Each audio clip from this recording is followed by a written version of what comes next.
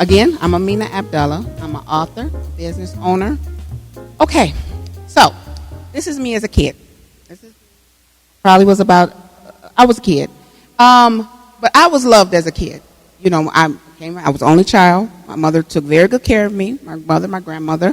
So I was really loved as a kid.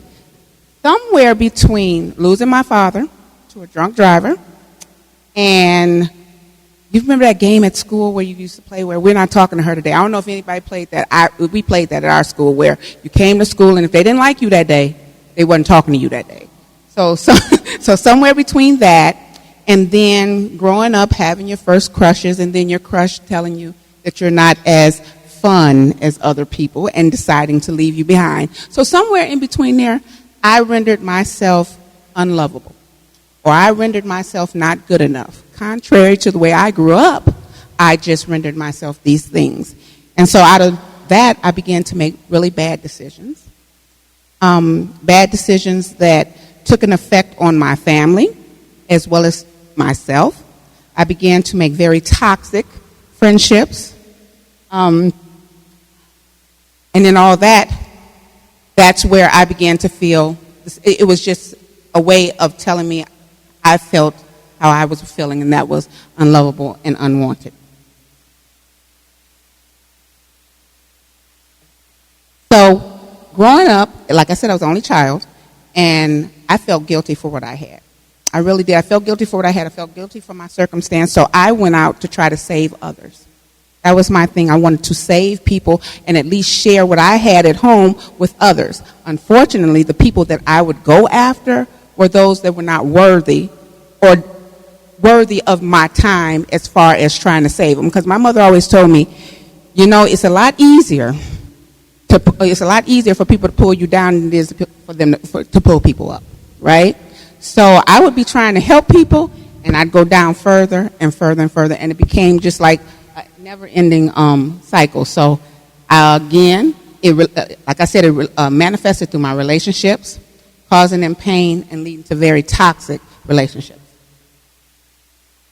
So, you know how Maya Angelou say, be ready to leave the table when love is no longer served? I stayed there. I didn't leave. I just stayed there. So in my first toxic relationship, I met my husband, number one. Didn't like to work. I had to take care of him and me. And then as the marriage went on, I had to take care of three. Very dependent on me, no ambition. Again, unlovable. So I felt that way yet again. Relationship number two, he loved himself and women more than he loved me. Way more than he loved me. So his mother, I remember talking to his mother one day, and she actually questioned, why was I there? She actually asked me, why are you with my son? And I said, because I love him. She said, girl, I don't know why. Because he's unlovable too.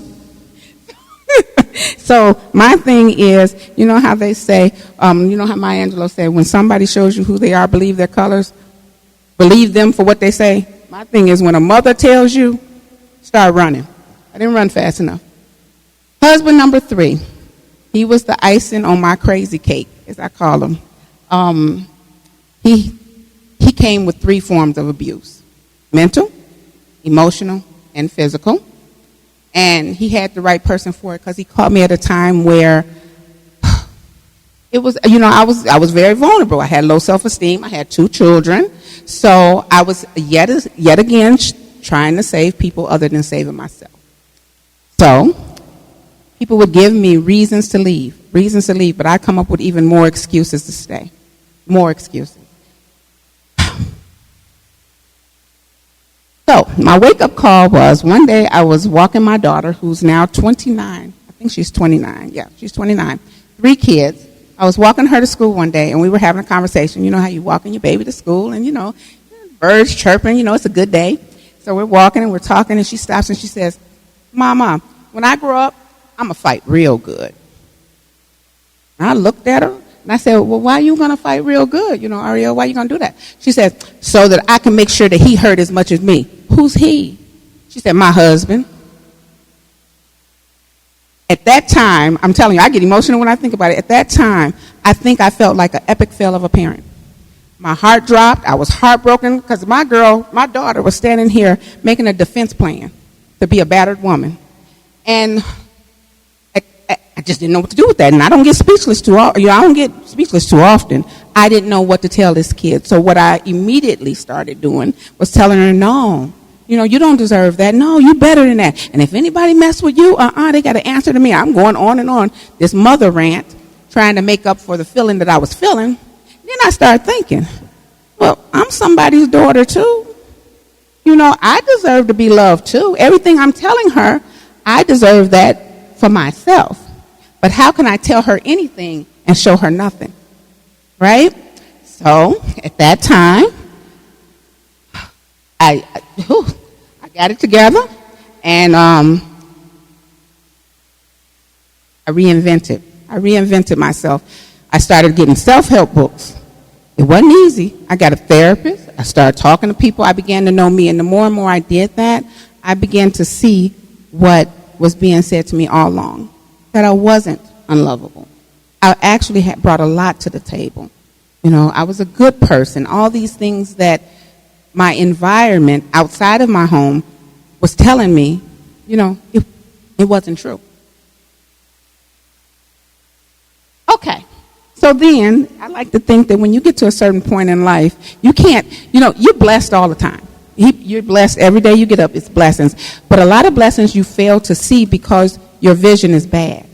If you're in a place in your spirit and you can't see your blessings, you're going to miss them. You're going to miss them. Sometimes they come back, sometimes they do not, but you're going to miss them. So when I got in my spirit and I was feeling right and the kids was okay, everything was cool, this is where I met him. This man wasn't like me.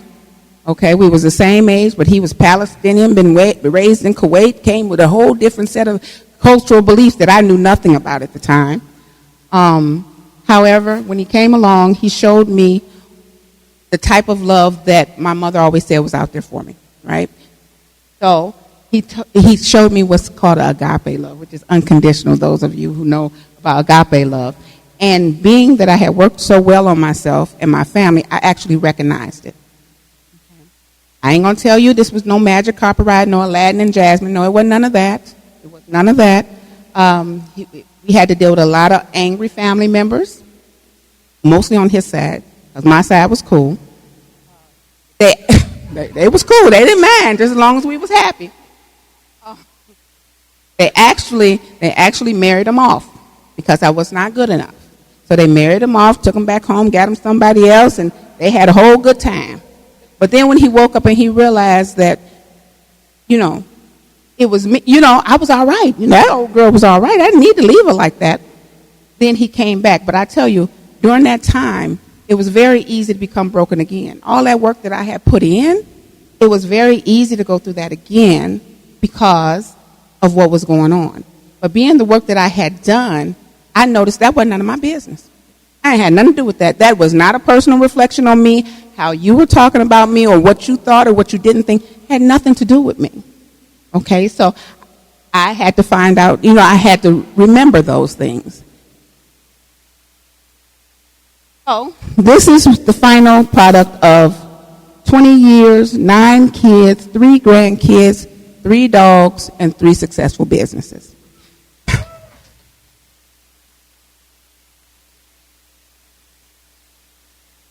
After putting in all that hard work over the years, I realized that I did have things to make me successful down in. And this is the product of such, surrounded by a lot of love and a lot of good times.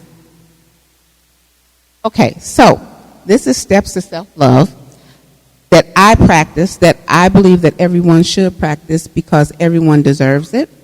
And sometimes we get so busy with things and people and other folks' problems that we fail ourselves many times, especially as women who are very busy with families and so on and so forth.